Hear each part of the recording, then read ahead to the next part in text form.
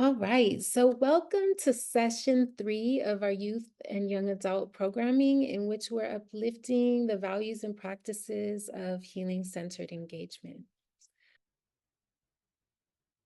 My name is Oriana Ides. I am a technical assistant specialist with MHTTC.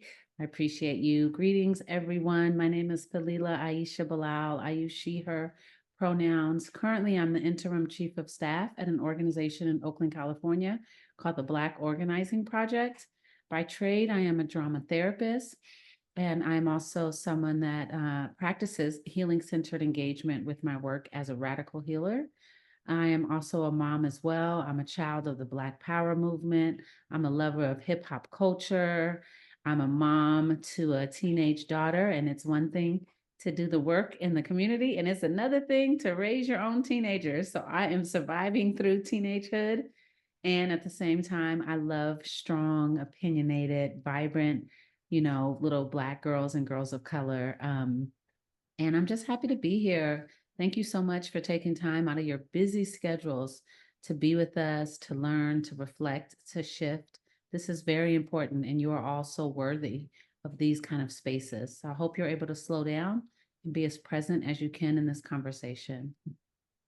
Thank you. Thank you. Ooh, and I love that some folks are taking your lead, sharing more than who they are in terms of their work role, which we would love to see in the chat, but also things that give them life, their multiple identities, parts of their culture that they hold dear. And so um, please, please do that as well as you're introducing yourself. What else might we know about you? What gives you life? Yes, we got hiking, reading, writing. We got a brand new mama in the house. Welcome to motherhood. Yes. All right. We have folks working specifically with migrant populations. Right. Folks in school spaces, folks in community-based organizations. Lovely. Welcome, welcome. I hope you take a moment to scroll through the chat and see who you're in this space with. That's one point I want to make here. And then the other is that I really hope you lean into your role and your wisdom, and the parts of you that you feel deep connection with, and then you bring them into today's conversation and work. I just appreciate Terry sharing about the connection to the creator of the universe, and that being a very important identity as we're doing this work, how we help each other and what we bring from our spiritual basis. And it can be different for all of us, but just that consciousness is very, very important. Thank you so much, Terry. I see folks acknowledging that they're aunties and that they're friends and that they're wives. All these multiple identities really makes for a really delicious soup of who we are as people and the love that we bring and how that translates and shows up in our work is so important. Hawaii is in the building and Napa. I love it. New York, Las Vegas. Come on. This is beautiful. Yeah, it truly is. Yes. Um, I'm not going to read these word for word, but we have three big objectives with this project. One is to amplify the lived experience of providers and what we are learning from the folks we're working with, how are they teaching us? What is the lived experience and the lessons we are learning from our work with youth and young adults?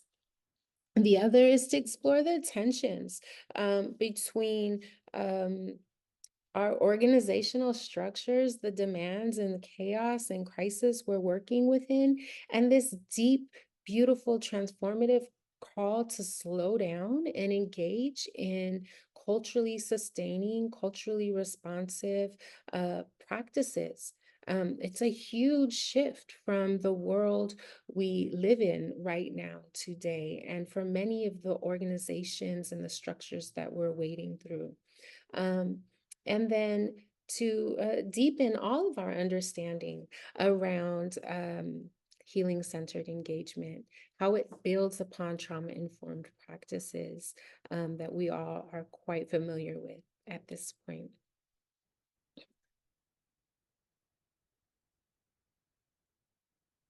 So this is the third in a series of 4. We have one more session, May 22nd. And yeah, let's see. For folks that feel more settled when they know kind of what it is we're doing, we're going to spend a few more moments with the grounding activity, and then we're going to take opportunity to connect with our own personal healing practices or lack of, right? Because that is many of our experiences as well. And then we'll engage in a generative conversation with the incredible Maurice Bird and you all. And then some more reflection and a closing practice. So we're going to shift. What this series is really about is shifting from Western psychological case management strategies into more healthy and more culturally sustainable practices. This is why we're here, because we know that as we come together to share and to learn, that we actually shift the way we do this thing, and that shift is profound and has impact. So that's what we're here to do. So let's get into it. So, another invitation for you to actually take a moment to reflect. And part of this is linked to the purpose of this conversation, which is looking at how we approach transition aged young people, right? There was a time, and I can remember because I'm 51, when we didn't have the word Tay. We wasn't talking about the Tays. We just called them young adults, or they were just, these kids that need to get it together because our culture says at 18, you become an adult and you should go off in the war, right? And you should go fight and go to work and do all these things. But we know that young people have very unique needs. And we also see the impact in grown adults like myself who didn't get their needs met when they were in that time period, right? So we want you to reflect on some of your childhood experiences. Like, what is your childhood experience with traditional healing practices? Is that something that you learned growing up? Did you witness your mother or your father or your auntie or your foster parent, right? Did you witness any elders in your community or your family practicing traditional healing practices, right? And how might ancestral wisdom and cultural practices supported your lineage and healing over time? My family was Muslim. My last name is Bilal. And so I watched my parents and participated with my parents as a child making salat. That was a daily thing. We did it 5 times a day, every day. We went to Muslim schools. That is part of a cultural practice within Islam, but it's a broader thing. Most people pray, right? Most people have a consciousness of something greater than themselves that they practice. And so that was something that just supported, even when we were struggling. And those of you that are prayer warriors, you know that when you are deeply praying, it's almost immediate. It's almost immediate, the healing that comes. Sometimes while you're in the midst of the prayer, the healing is coming, it's right there. So, how might different forms of ancestral wisdom, cultural practices supported your lineage in healing over time? And then, lastly, the last question to reflect on is, what is your current relationship to cultural healing practices and non-Western approaches to health, healing, and wellness? I know there are some people on this call that signed up for this training, but even when you were registering, you were like, man, I don't want to hear this. Here they go with this new age thing. Here they go with this whole hippy dippy, we got to love each other thing. But you showed up for a reason. You showed up for a reason. And so you're here, even if it is to be critical of this. What we know when we practice cultural healing is that it's actually an old thing that we're tapping back into. It's not new age at all. Burning sage is not new age. That's not a new practice. Seeing the good in children, seeing the vibrancy of their life, even when they messed up and they dropped out of school and they cussed out somebody, seeing them as whole and absolute, complete, and wonderful, that's an old practice. That's what the grandmamas did. In terms of harm reduction, specifically in substance abuse, we have a way that we do this thing called an intervention. And the Western approach is we get together and we make a list of all the things the person has done that's caused harm. In certain African and indigenous cultures, they do an intervention too, but they don't list out all the negative things the person has done. They talk about when you were a 6-month-old baby, you drank all your mama's milk. When you were one, whenever you went up to walk and you fell down, you made us laugh. They actually feel the person, the child that's struggling, the young adult that's in transition with a different type of energy. So, what is your current relationship to that? We just want you to think on it. You're welcome to share it in the chat. And I don't know, Oriana, if we have time to open it up, if we're going to just wait till we get to the dialogue part. But I love what's coming in the chat. The examples that people are talking about, that they're talking about their grandparents and their parents. I came from a community where every parent cared for the kid, and that might mean you get whooped by your mama and your auntie and your uncle, right? In my family, you didn't want to do something wrong because each house you went to, they was going to bring it up, but they also brought up the great things you did, right? But that was part of it too. So thank you so much for the chat. Turning the gaze inward. Yes, burning sage. I'm not going to read each one because I know we don't have time for that. But these reflections are very, very important for us to recall, to remember these practices that have been used since the beginning of time, before Western ideology and philosophy took over across the world. Thank you. Yeah, one of the reasons I'm really loving us uplifting the practices that we have, that we engage in is, for me personally, I so easily and so often forget that I have them. When I am operating from a place of overwhelm or I am amidst crisis, I forget all that I have, all the tools, the ways, the practices that can soothe me. So the more I name them, the more neural pathways I'm building so that I can recall them quicker. And so thank you all for naming them. And we will be in conversation in just a moment. We want to just what I want to really uplift is the work of Samuel Martinez, who is a therapist, a culture keeper, and a healer here in the Bay Area, who wrote a really beautiful book called The Indian Dream: Surviving the American Holocaust. And in that book, he highlights his research among Indigenous and Latinx participants, which shows overwhelming how they desire to have an opportunity to reflect upon their traditional healing practices, and that it is a powerful opportunity in doing that with our clients, that we ourselves as practitioners can increase our sincere compassion and our ability to identify with strengths. And we're creating anchors and accessing needs through the space to uplift cultural practices, as opposed to what we want to change, right? Starting from that place. What is working for you, right? What is right in your life? And what has been right for your people, generations across time. So we want to share this model here of a way in which Indigenous practice looks at all of the elements of self when considering healing, when considering harm, when considering potential change or strive towards life. How might we uplift all of these parts of who we are? How might we honor them and embrace them? And so I'm just going to invite you to look at this wheel, at this circle here, and the elements here, and to think about how they maybe do or don't mirror your work, your orientation to looking at a person before you and the journey that they're on and who they are as they come to you.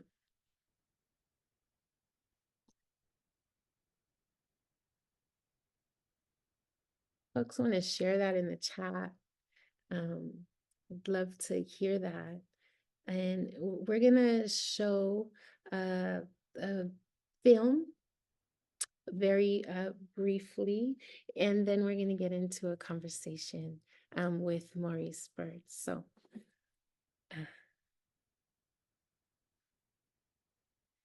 So the film that we want to share is a film that the New York Harm Reduction Educators Project produced, that highlights their work and their ways in which they are introducing Tai Chi, acupressure, non-Western ways of healing into their recovery, their prevention, harm reduction work with folks in New York.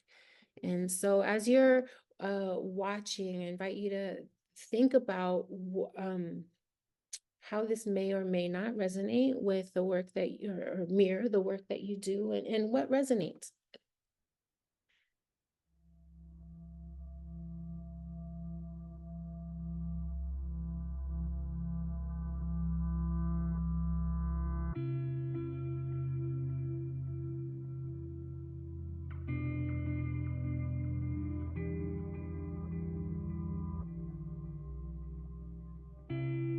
Well, basically, I was active young IV drug user, and I just happened to come across NYRE because it's a street side service, so they give out syringes in the streets. I like the way I was treated. I was treated pretty with respect.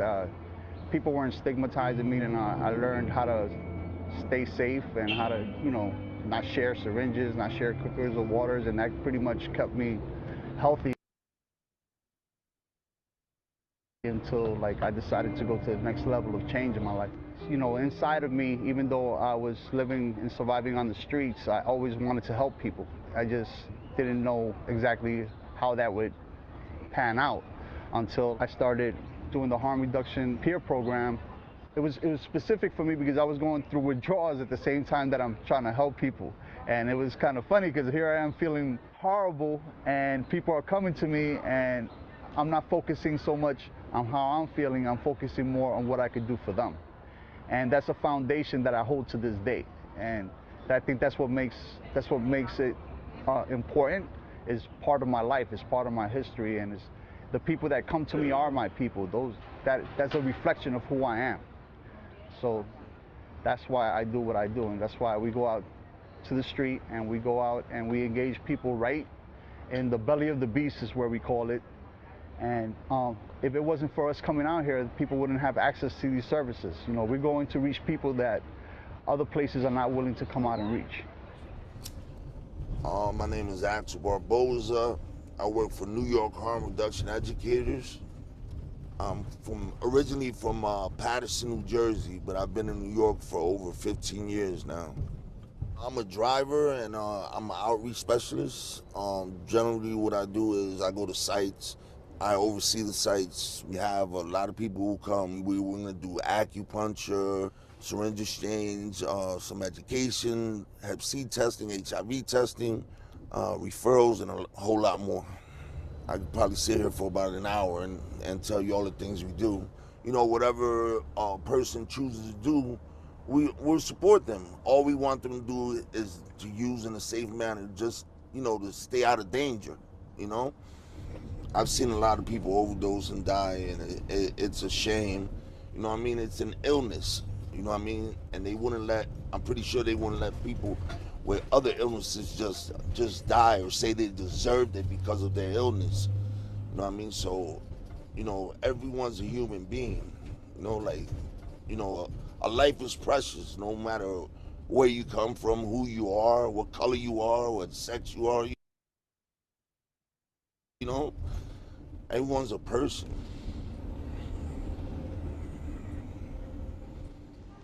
NYRE was born out of the ACT UP movement, which was the HIV activists, mostly gay men, who were fighting for the rights of people who are infected with HIV. NYRE was really born from that movement, and in 1990 became a legal provider of syringes, and it has grown into what is now the largest provider of clean syringes in New York. We have a drop-in center here where we have support services on site, and we also have mobile exchanges that are located across East Harlem and in the South Bronx. The thing that we really focus on is making sure that people who are drug users have the opportunity to be trained and given opportunities for work. There's very few spaces that you can actually occupy if you are an active drug user. So there's always been this sort of historical narrative where we'll help you if you want to get off drugs, but while you're still using, we don't want to really touch you, we don't want to help you. NYRE gives love and hope and space to human beings, and the fact that they use drugs or not is not what defines them. And not because we're celebrating drug use, but because we're trying to celebrate people, to give them hope and to really listen to them and meet them where they're at so that we can help them. NYRE is like the best thing that ever happened to me. One of the reasons I come to NYRE is because I have the virus, and I love it here because it accepts anyone, you know, whether you have the virus and whether you don't, whether you're an addict or whatever the case may be, you're still welcome here, and we can do groups. And the one group I love is the one with the instruments.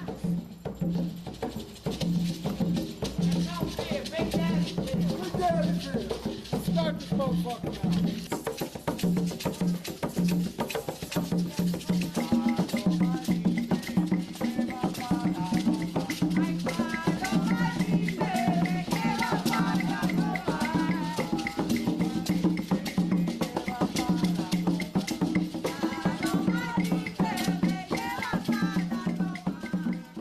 So we serve very poor people, primarily, people who are either homeless or struggling with housing, a lot of people with so-called mental illness. What we see the effects of is racism, classism, and the deliberate destruction of community and family.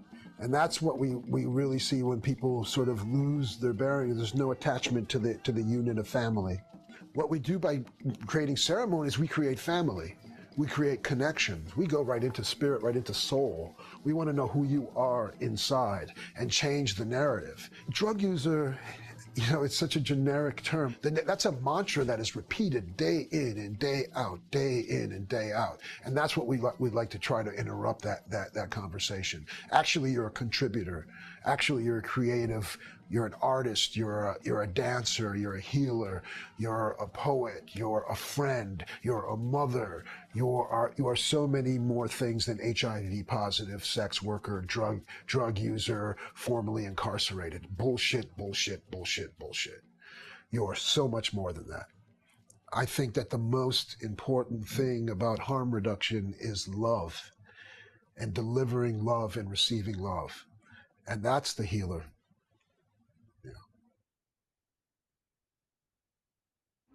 Qigong and Tai Chi, I actually started practicing that about 11 years ago when I was going through detox from methadone. I learned it, the first few steps I learned from a counselor because I was going through methadone withdrawals, and he taught me some breathing exercises and some movements. And I practiced them until, I practiced those particular movements, and I took some classes until I met Sifu. When I met Sifu, I told him, you know, I do acupuncture, I do auricular acupuncture. And he said, really, where did you do it? I said, in harm reduction. He was like, we're the ones that started that. I'm one of the young lords. And I was like, it was like I met my hero. I became a young lord after I came back from Vietnam. So during the time that I was in Vietnam, that's when they took over Lincoln Hospital. Lincoln Hospital at that time in our neighborhood was known as the butcher house. You know, going to get medical treatment, and they treat you like, you know, you're a lowlife or some kind of animal, you know. So that's when, you know, got together at that time, and they took over Lincoln Hospital. And they started treating people that, you know, needed help. They called us communists, they called us socialists, they called us everything in the book except for what we were really doing was getting, you know, people's rights, our rights, you know, to be treated like human beings, like everybody else, you know? We just wanted to be treated like humans, that's all. He's like the granddad of holistics in Nairi. You know, when he comes, everybody's happy. You know, like he's got a lot of experience. He's been practicing martial arts for over 50 years. And he's got a good heart, and he's about the community. He's a community activist. There's some of the original community activists before Nairi even began. You know, the Young Lords and the Black Panthers were fighting for the rights of people in these communities way before we got here. So that is a privilege to be his friend. Is an honor to be in his presence, and our participants love him for that, you know. I saw that, you know, they was continuing what we had started. So I decided, you know, to start coming around and volunteering and helping out. At the same time, taking advantage of the services myself. It was also, you know, I'm a Vietnam vet. So Juan was dealing with veterans, and so I said, you know, let me tag along. So it helped me out too. What we do is we're unique, that we combine holistic health with actual harm reduction, right? So holistic health and harm reduction go hand in hand. So people actually come in for clean syringes, but at the same time, once they access their syringes, they'll come to get acupuncture, right? They might want to do a one-on-one qigong session with me. They might just want some information. I could line you up with a group of participants that know every qigong exercise, what organs they're for, and each step by step. And these are active drug users. These are people that go out in a group into the park, and we go out into the community, which the community sees nothing but a bunch of drug users that are no good in the park. So now we're having this connection to the community. And they start asking questions. They start asking questions not to me, to the participants. We're giving people access to this. We're telling people, and we're showing people that you too can have holistic services. You too deserve to take care of yourself. Not just people with money, and not just people that don't use drugs. Everybody deserves to live healthy. My name is Lucretia Boyd. I'm a peer specialist at New York Harm Reduction Educators. I work in the data department. I come from a family of drug addicts. HIV and AIDS has wiped out the generation before me. All my aunts and uncles. It took my mom, you know. I kind of wish that my mom could see what I do, could see what it's like to go somewhere where nobody judges you, that you're accepted as a human being, because that's what we do here. Nairi is the place where you can come and you don't have to worry about the stigma, the shame. We meet you where you're at, and then we help elevate you. I wake up every day knowing that I get to make a difference. It's this place of camaraderie and non-judgment and fellowship and trials and tribulations, but it's a family for me. You know, Nairi is very important to me because I probably wouldn't be alive today. You know, my whole life changed when I came to Nairi. I was reconnected to being a human being. I was reconnected with my family. I was reconnected with my community because of my drug use being demonized and demoralized. All of that was taken away from me. And coming to Nairi, coming to the groups, having one-on-one sessions with case managers, all those things that were taken from me was built up again in me. I felt human again. I felt like a person. And I'll never forget that, coming into these doors and being called Terrell instead of crackhead, a junkie, you know. It made a difference for me, you know what I'm saying? To be just hear somebody calling me by my name that made me feel like a person again. What Nairi means to me is health. We're about keeping people healthy. We're about education. We're about, you know, we're about advocating for drug users, advocating for people who've been stigmatized their whole life, people who society have pointed the finger and said, you're no good. Well, we're about telling people that they are good. And we're about showing the world, showing the community that drug users are just as important as anybody else, and we deserve the same rights as anybody else. And we deserve to live healthy. We deserve to have homes. We deserve to have jobs. you know? So it's just, yeah, that's what Nairi means to me. Nairi means to me the fight against stigma and the fight against injustice. It means a lot to me because it saved my life, you know, so it's a place where people can come where they're safe, you know what I mean, and it's like a group of people that really cares about the community, you know, and it's like a real big group of people that wants to help, that wants to make a difference, you know, and that's why we come here every day, you know. The best part of this job for me is the community, the people I serve. Or actually, the best part of the job is the community, the people who I exchange energy with, because they serve me just as much as I serve them. So to be part of that, to be able to, you know, walk down the street of this neighborhood, which now I live in, and people greet me on the street and say hello and give me a hug, and I know them and I know the story, and they know me and they know the story, and we've danced together and we've done ritual together and we've gone for walks together and we do Chai Chi together. To be a part of a growing, vibrant community is the best part of this job. I get to wake up every morning and come in here and do something I love with people I love, with something I believe in. You know, to me, it's like, I can't believe it. I can't believe I get fucking paid. I can't believe it. Maybe don't put that in, because I want to continue to get paid. But that's to do something I love every day with people who the best people in the world to me. I don't want to be, I'd rather be with you know, folks here than anybody. Somebody tell me, don't come to Nairi. No, I'm coming to Nairi to learn something, do what I have to do. And I love it, and I feel it, and I make myself to come here every day. Because if it wasn't for y'all, I would not be here today. And then, you know what I feel like? I feel like I love everybody, and it's the way I feel. I feel energy, I feel life, I love my kids, I love life. You gotta live your life.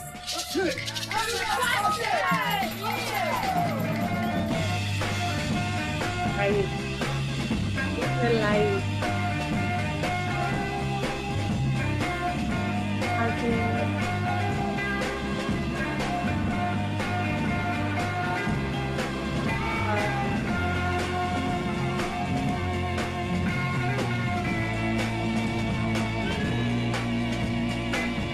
Pause the video now.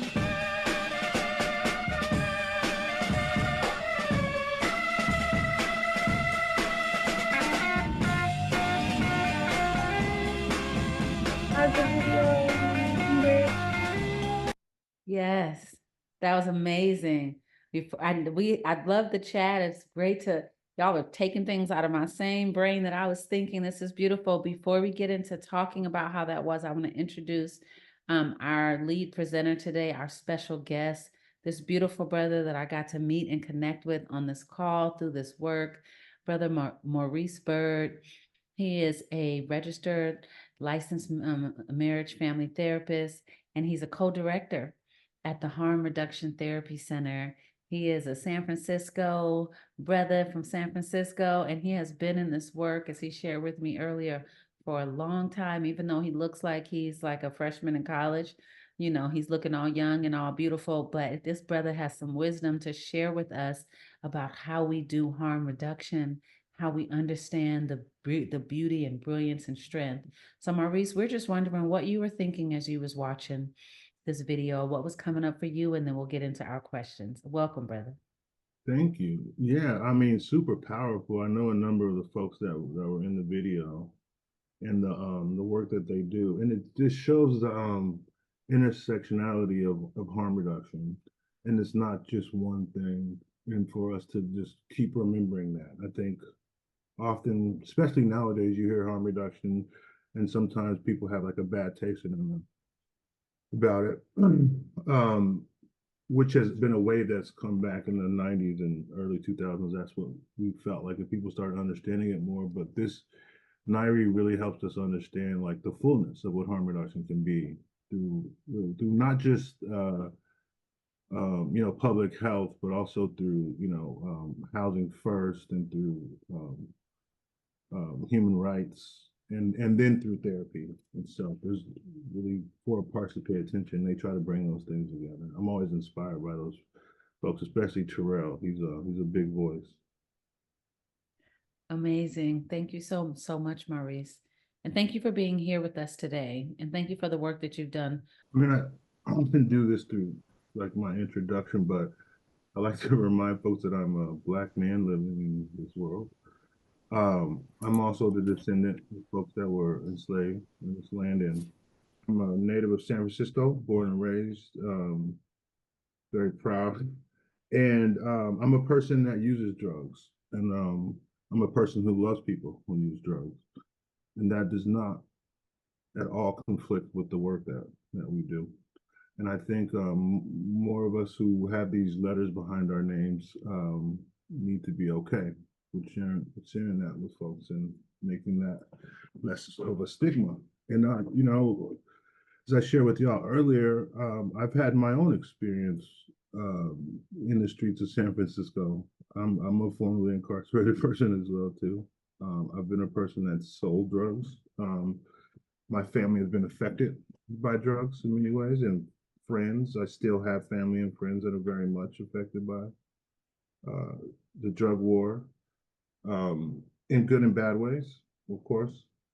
And what I've learned, I think, over the years about working with young folks in particular is, and this is for all of us case managers and therapists and all the people, service providers out there, is that I think we need to stop lying to young people. And being truthful about things like drugs and mental health. I think we've gotten stuck since the 80s in like this DARE program model where we feel like we need to scare people about drugs and about their potential of benefits and harms. And that actually doesn't work. It actually makes things worse for people. So we need to talk about drugs and mental health and life, like in real and honest ways that people relate to. Young people, as we all know, are really good at understanding when we're bullshitting them. And you can set yourself up as a bullshitter and deal with the repercussions of that. Or we can decide that we're gonna respect people's intelligence, if you will. We also, I'm always reminded that we live in an age of Google, and everybody has a computer in their pocket, and you can be fact checked real quick. So those are, I think, some things that really guide me working with people. I want to honor and respect folks, whatever age they are, and whatever their life circumstances are, and treat everybody with dignity and respect regardless of their age. And one last thing is, even though these are young folks, is stop infantilizing people as well too. Not everybody wants to be reminded of their parents or the way that they've grown up, or their foster care system or their adoption system, because that's not always the greatest thing that people have had growing up as well too. So just being mindful of some of those things. You know, I appreciate your courage and your vulnerability in sharing with us your truth. You know, I say a lot, like, I am the work, I am the people we serve, right? Mm-hmm. So what, I have a master's, so what, I'm perceived as being middle class, I still live check to check like most people, most Americans. So this piece that you bring up, brother, is so profound and important. How do we tell the truth? And one thing about that age frame, 17 to 24, is that we can't delude them anymore. Yeah. Right? We can't hide behind whatever role we're in to make them think that everything is okay that we are doing. So that telling the truth piece is such a big piece, and it's really hard for a lot of us. Mm-hmm. But it changes the relationship from I'm doing this thing for you to there's a mirror. It becomes a mirror relationship where I see you and you see me, and how can we be better together, right? Mm-hmm. Very, very powerful. Thank you so much. Well, this idea that instead of trying to work on people, we're working with people. Mm-hmm. And I don't suggest people go out and tell your clients or other people you work with that you're a person that uses drugs. I understand it's a bit of earned privilege for me. I understand that. But it's more for us as providers to understand we're not that different from folks. I think often there's this idea that we're somehow different or greater, like you just said, Frida, like everybody's somewhere in there close to paycheck to paycheck. That doesn't make us all that different. It doesn't make us different, right? And it's from that place of our collective alignment where we are collectively strong and powerful, and we get to grow and we get to heal. Mm-hmm. We have a few more questions, and I think Brother Horace Turner is asking a question. I'm going to take his question because he's a participant and he raised his hand. Go ahead, Mr. Horace. It wasn't so much of a question. I just wanted to say, Maurice, like, I definitely relate to where you're coming from. I too have dealt with addiction, and, I got to where I'm at because what I've learned is I can't keep my sobriety unless I give it away, and by helping other people. And with the young adults, they're very impressionable, right? They need more positive influences out there than what they have already. And when you have someone who has that lived experience, who has gone down the route, we're able to better help those people who are about to make better choices, better decisions. So I definitely agree with you, man. I relate with you big time. Thank you, Horace. And I want to just honor too is the spectrum of experience that we all have. I don't think everybody that goes into this work has to have a background in substance use or that people that's had problems. I don't think so. But we all bring our strengths to that, and that's what we need to identify. Much less about what are the set of things that work best, but what are the set of things that I bring to the table that works best.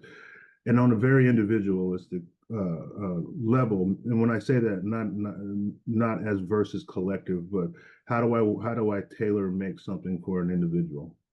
And that might be including community, but that also means me being flexible, me being able to adapt, me being able to change, and be amenable for the folks that we work with.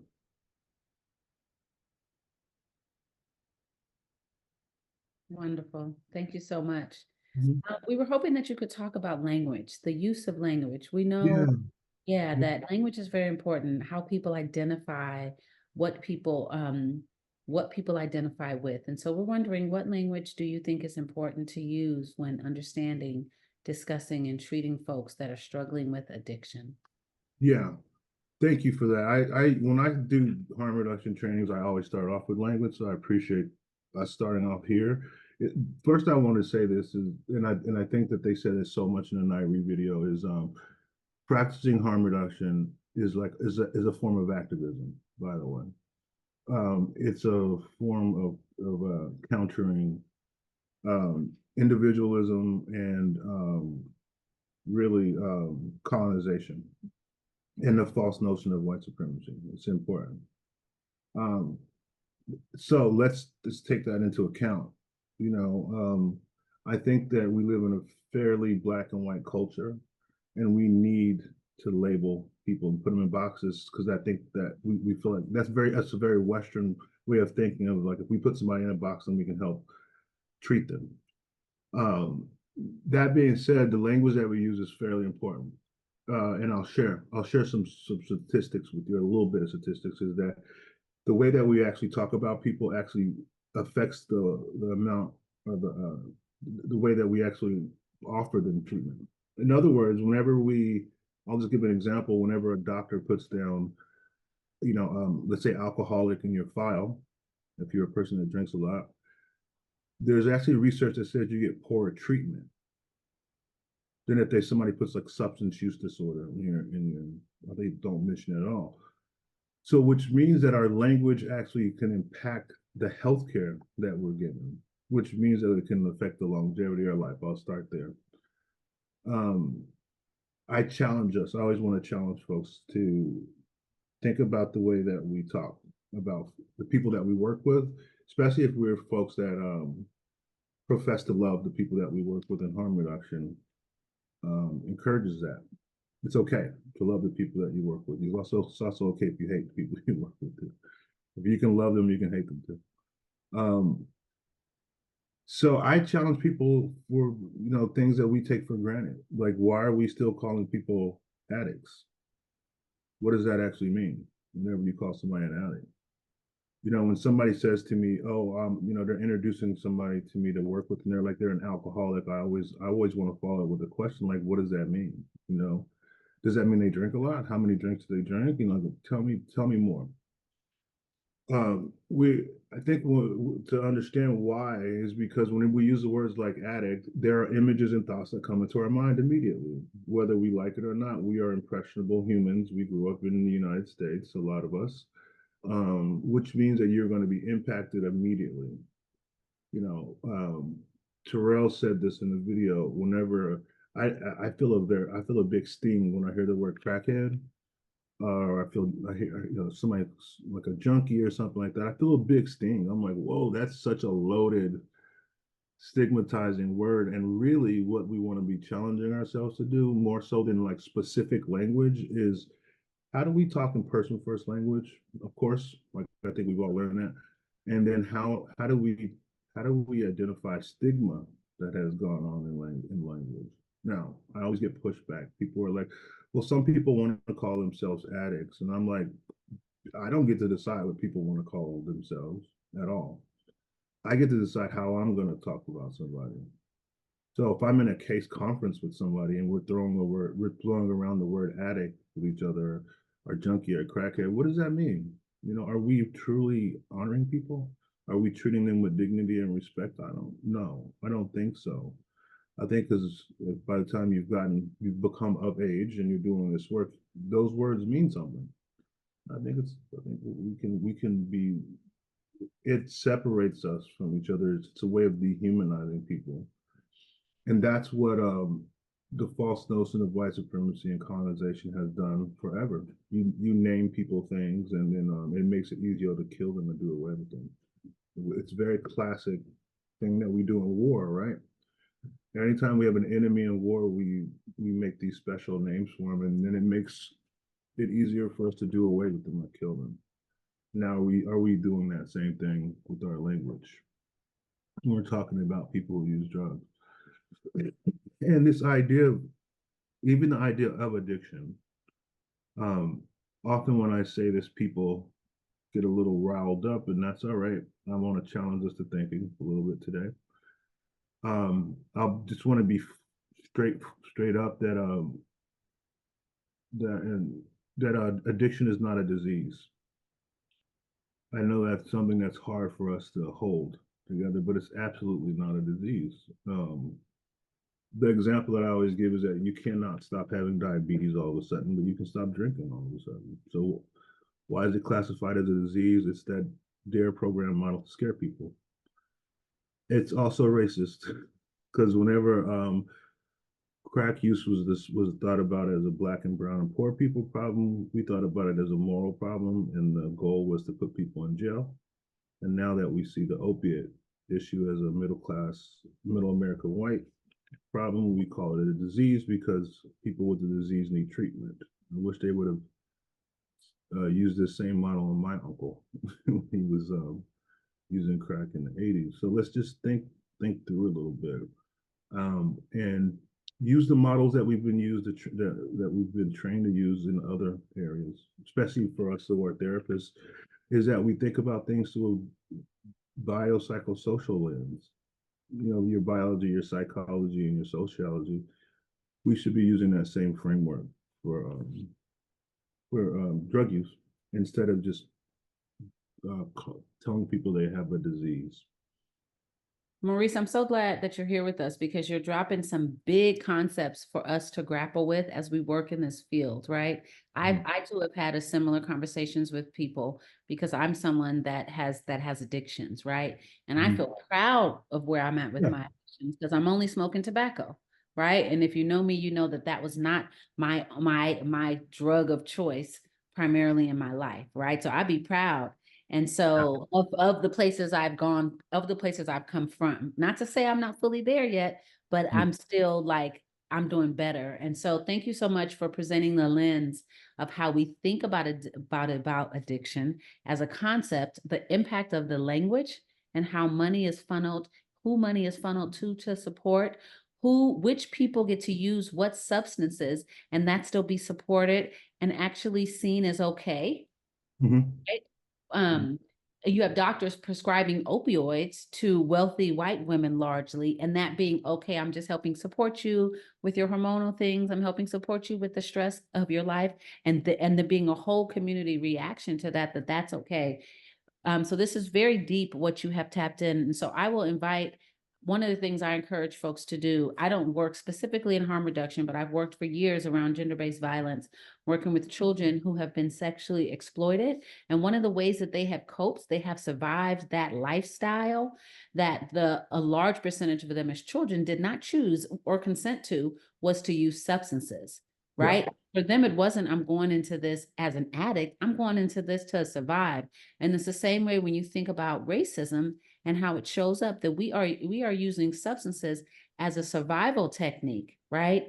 And so for us as service providers, it's wonderful that we can meet people exactly where they're at, but we also can hold a vision for us moving past survival into thriving. So I was wondering, in terms of, if you could answer, and then Oriana, feel free to jump in because this is making me so excited. So I'm just jumping in.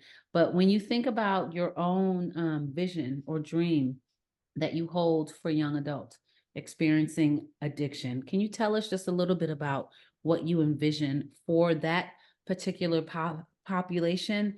And what do you think is possible, even given the context of now, what's happening now? Because I've tried to explain to my young people, my children, as well as other young people, they have this lens around crack cocaine addiction. And I've tried to say to them, look, the way y'all smoke weed is how people in the generation of my generation and before is how we used crack cocaine. It was the same. It was very common. It wasn't this thing, but my children and their friends, they're like, oh, and I understand it based on the context of their generation and now. But it was something that was so common and pervasive in the Black community, specifically in the cities where I was, that it wasn't seen as something that was wrong or bad or negative, right? And so can you just speak to what your dreams and visions are? And then, Oriana, I'm gonna be quiet and let you ask the next question. Sorry. Yeah, I'll try to be as brief as possible. Well, we were having a chat earlier, and we got into talking about using plant medicine and other psychedelics and entheogens as healing.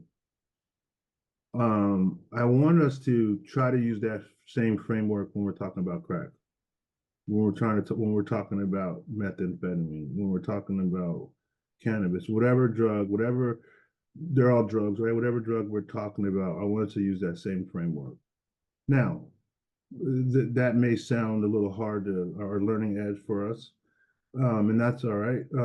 And I say that because some of these drugs have more potential harm than other ones. Potential harm, and some of them have more potential benefits than other ones. And I think that's the lens we should be looking through. I to kind of follow up with piggyback here is I think often when people are using drugs, especially to a point that's to a point of like chaotic, or they developed a dependence on it, they're trying to solve a problem. There's an attempt to solve a problem. I've never met anybody who started using a drug and was like, I can't wait till I'm strung out on 6th Street. Like, no, I just never met anybody that's been in a situation.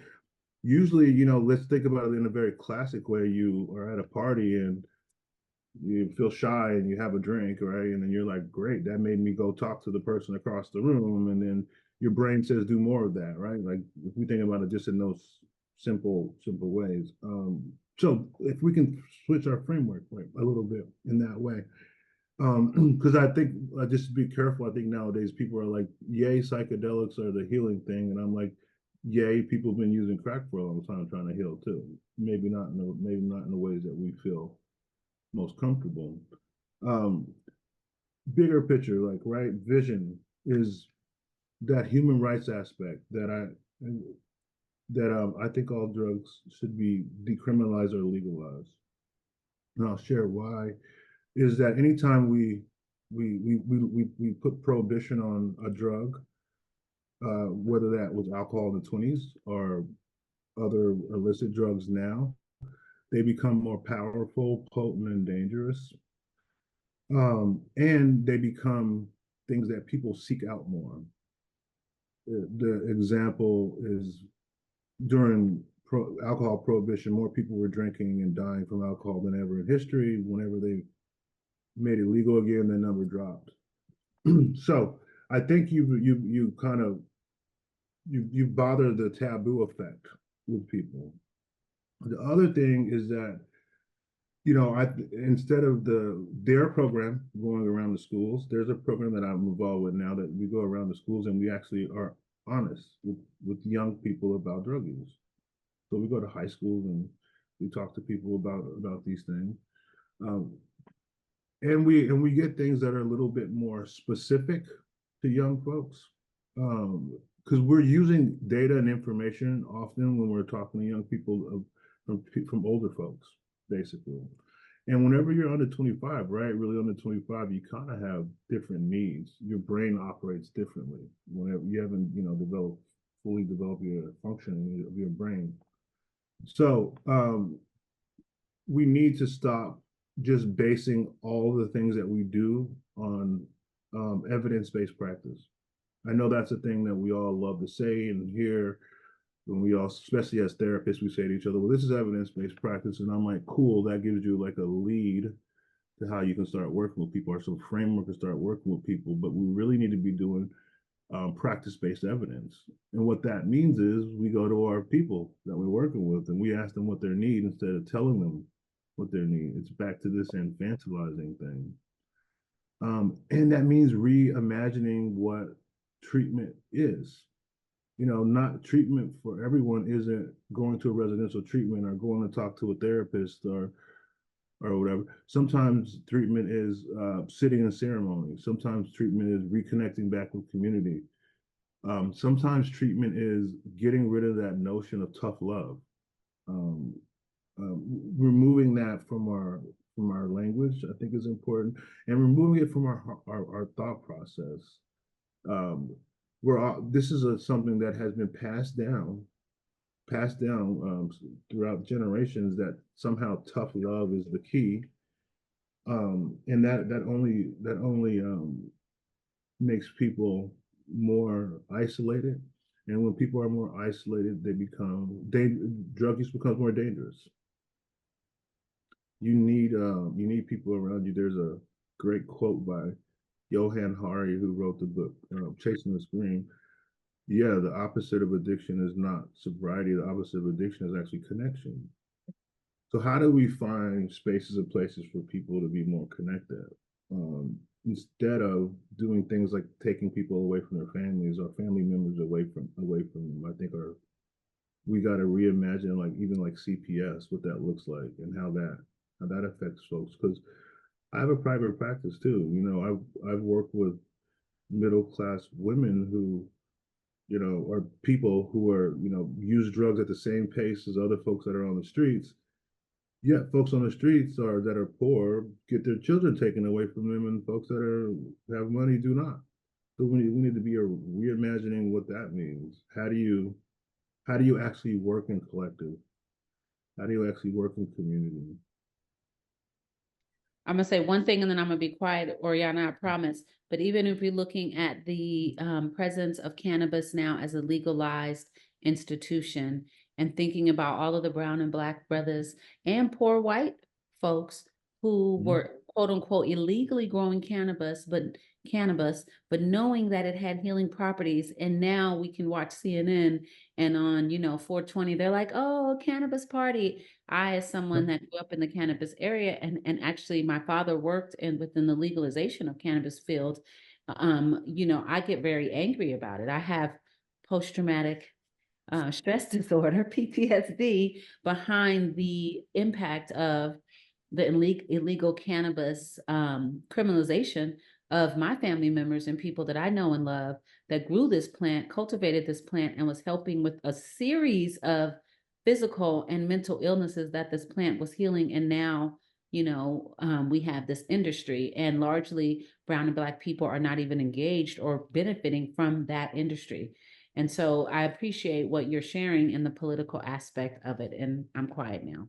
There's wonderful questions in the chat, Oriana, from someone. Yeah. There's a question in the chat, and then Bianca has her hand up. So maybe what I'm thinking we can do is I can share the questions that's in the chat and the question that we were going to pose, and then let Bianca ask her question, and you can wrap it all in, all 3 pieces up together, maybe. If that works, we can try it. But Horace asks a question around stigma, and I absolutely love your thoughts around practice-based evidence. And I'm thinking about how stigma creates shame often, and practice-based evidence creates dignity. You're allowing your client to lead and have a sense of authority in their life and their needs. And so that's so powerful. And so what else might you do to support the reduction of shame or the impact of stigma around substance use for the folks that you're working with? That's one question. The other is, are there other culturally sustaining practices that you engage with to support the folks you're working with? On 2 levels. One is is sort of going right at it. I want to always go right at it with people, and when I say go at it, I mean kind of identifying that language that people have, not only how they speak about other people, but how they speak about themselves. So there is a notion in some treatment models that if you're an addict once, you're an addict forever, and I'm like that. If somebody wants that as a title, that's fine, but not everybody has to hold that. And there's hope for you not to be an addict if you don't want to be. I think what's more important than like what's my practice, right? Because I was sharing earlier, I also work as a psychedelic therapist, so there's lots of ceremony that I work in. And my ceremony, I think, is less important than the person's ceremony. And again, it goes back to this practice-based evidence. Like what grounds you most? I need to be a student. I need to be a student with you and learn who you are. You are the expert of your life. And let's find those things that ground you. Earlier we were talking about like the lost traditions, the ancestral traditions of healing that we have. I challenge people to notice the ones that you actually still do. I think often we practice these things and we don't think about them as healing or as tradition or as ancestral things, and they are. Have any of us ever stood in a cipher and passed the joint around to each other or a blunt around, something like that? Guess what? That's ceremony. What are we? Have you sat in a circle and sung with each other? What have you done? Looking at those things, like helping people actually find those things. And people are like, oh yeah, I remember when my mom used to do this, right? And my grandmother, oh, that was passed on from my grandma. And there they go, especially for a lot of folks that we've lost culture that have either been intentionally taken away or stamped out or have been a consequence of colonization or other things. We just don't remember that those things are traditions. So finding that with people, finding what works best, which for me is often looking at like sort of intergenerational patterns and things as well too. Thank you. I want to allow Bianca to ask go her ahead. question, and maybe we have like 3 minutes and we'll Mhm. close out. It's really quick. I just wanted to know the author of the book that you mentioned earlier, Chasing the Dream. I think you Oh, said it was Chasing the called. Scream. It's Johan Scream. Hari. Johan Hari. Yeah.